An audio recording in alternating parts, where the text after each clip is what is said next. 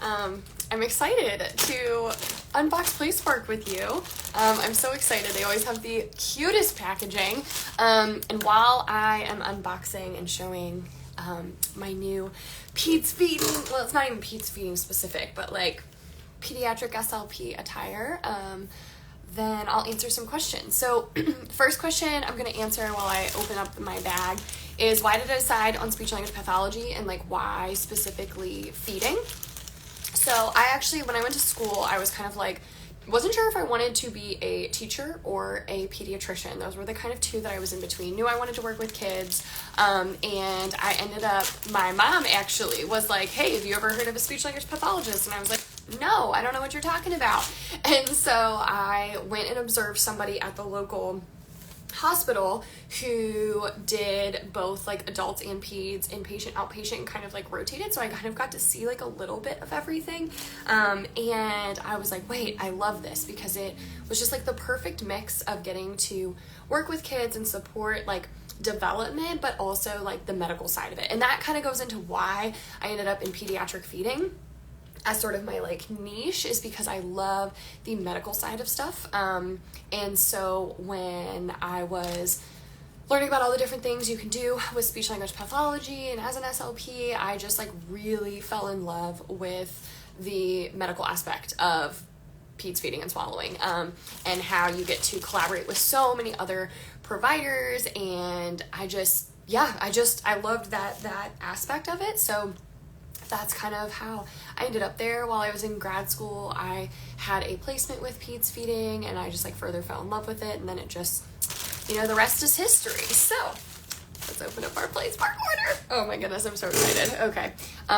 So they give you this little cute note. It's always so sweet. And I love this. I love this new graphic that y'all did, Serena and Kylie. So thank you.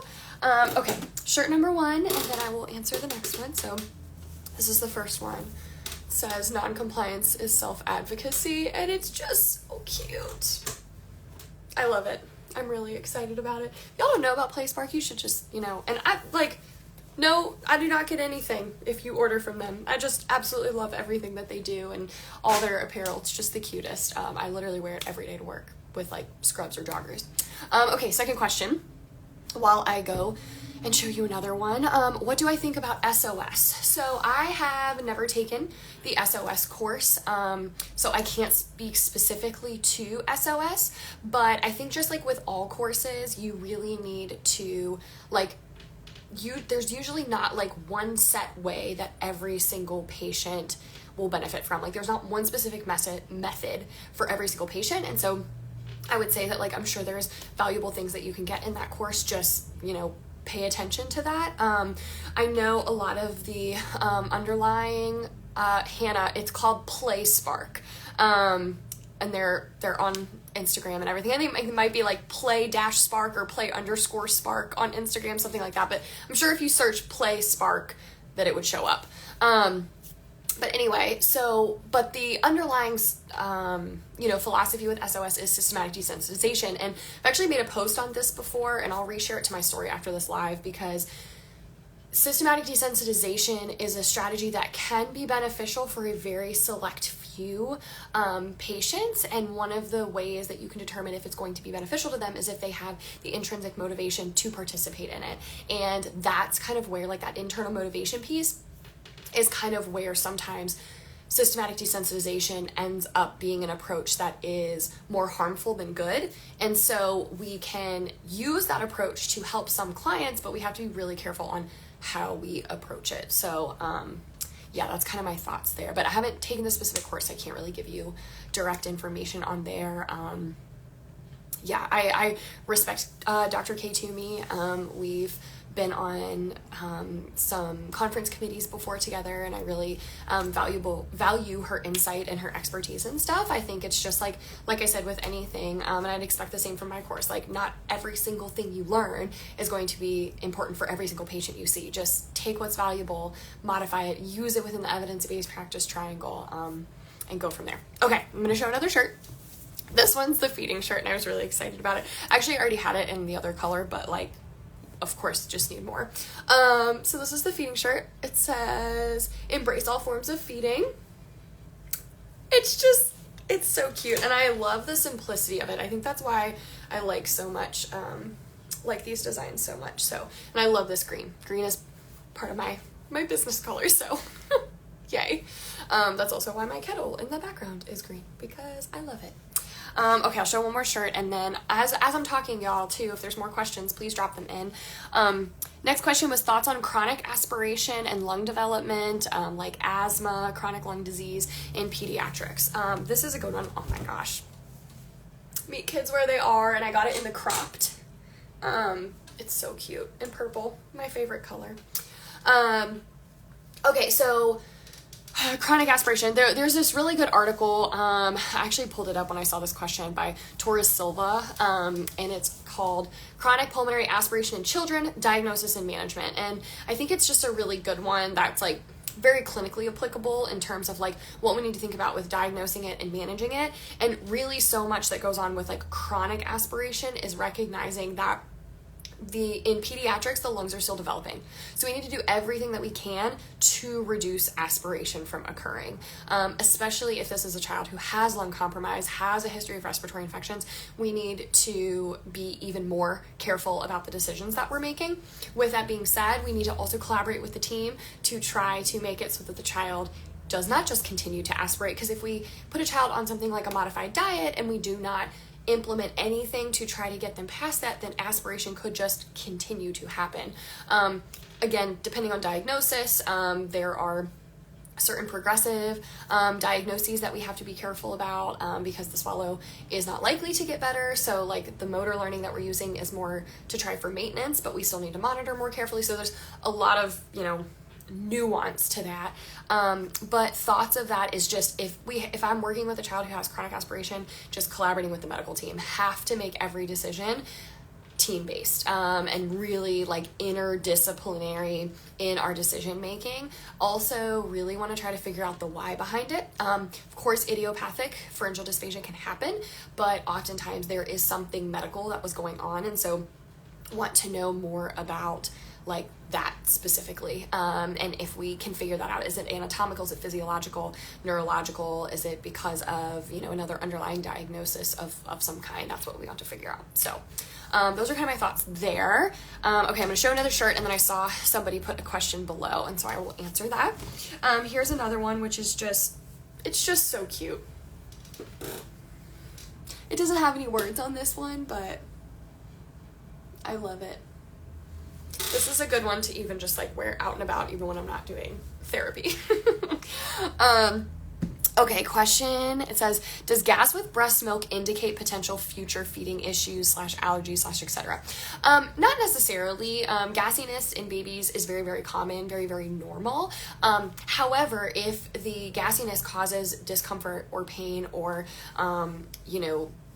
irritation in the infant to the level of impacting their feeding, or impacting weight gain because they're not feeding enough, or it's causing them like GI distress, then we want to investigate that a little bit further. So like just gassiness on its own, not necessarily, and infants will be bothered by that because in early infancy, the only kind of like emotions a baby's gonna give you is like crying because they're bothered by something, and it might not be like, oh, this is terrible, like gas, right? But that's a new sensation for them. It's not comfortable, so they might cry for something like that, but we should see that get better with time. If it worsens, or like I said, it affects feeding to the point of causing weight gain issues, then I would want to investigate that further to figure out like, is there something underlying like cow's milk protein allergy, or, difficulty with like latch, for example, that we can better investigate. Okay, another shirt, and then I'll do another question. This one I absolutely love. It says child-led, and I love just like the black trim on it. So cute. So cute. This was another good one. This is another new design too. Okay, how do you get the SLPs that you're doing the MBS to communicate with you? Oh, great question. So basically, like my favorite way to do this is when a family gets the referral, So if I put in the referral, or I send to a pediatrician to put in the referral, and they have the video fluoroscopic swallow study scheduled, or the fees, I'll talk about both, any type of instrumental, any type of testing, once that is scheduled, I ask them to let me know who it's scheduled with, and then I try to reach out to them. Now, sometimes depending on the timing, depending on who I'm trying to communicate with, how busy they are, my schedule, whatever, it doesn't always work.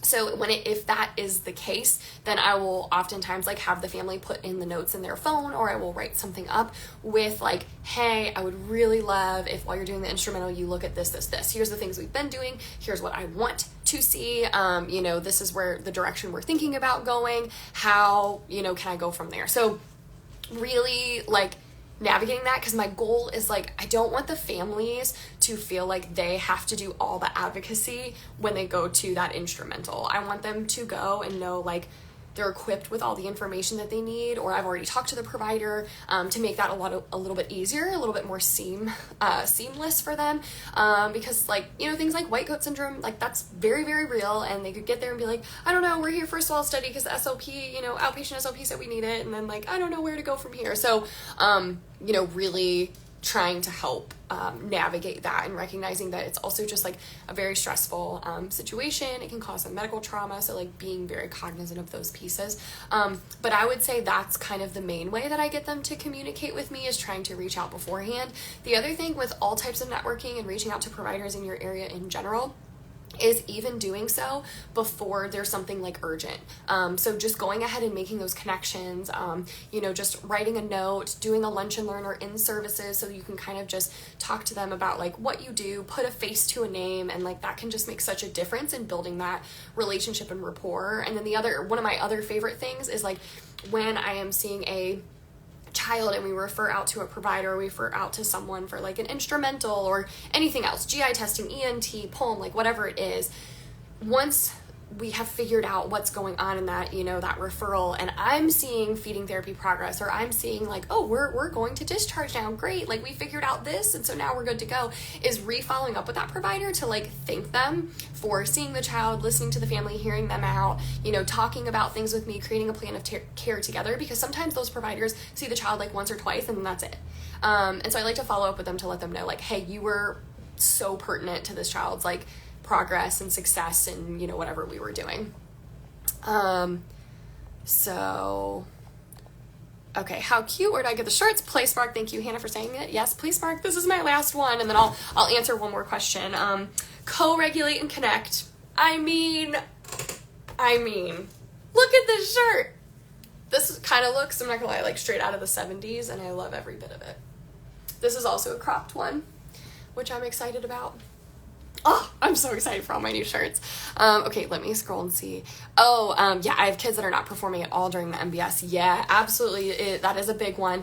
I try to be really, really careful about which children I am referring for a instrumental, because tolerating it to begin with is a huge part of that. So really thinking about why am I making this referral? What information do I want from this referral that's going to, change what's going on? Trying to attend it if possible, given that the child may be more comfortable with myself around, talking to the parents about, asking if they can help with the feed, if they can do the feed, making sure that they arrive early to give the child some time, depending on the age of the child, really just talking about the process, or even sort of quote unquote setting them up into what it would be like for a couple weeks leading up to the appointment, to just get as close as we can to it. And I also will talk about pull out all the bells and whistles in that moment, pull out the phone, pull out screens, their favorite toys, whatever, use bribery, in that moment, I don't care. Do whatever you have to do so we can get that information, and then we'll go back to normal routine at that point. So yeah, but thank you all for hopping in. I hope that was helpful. I'm so excited about all my Playspark shirts. This was super fun. Let me know, in the comments and stuff if you enjoy this sort of thing, and I can definitely continue answering more questions in this type of format, because I really enjoyed it. But anyway, I hope everybody has an amazing rest of your week, and yeah, happy Monday.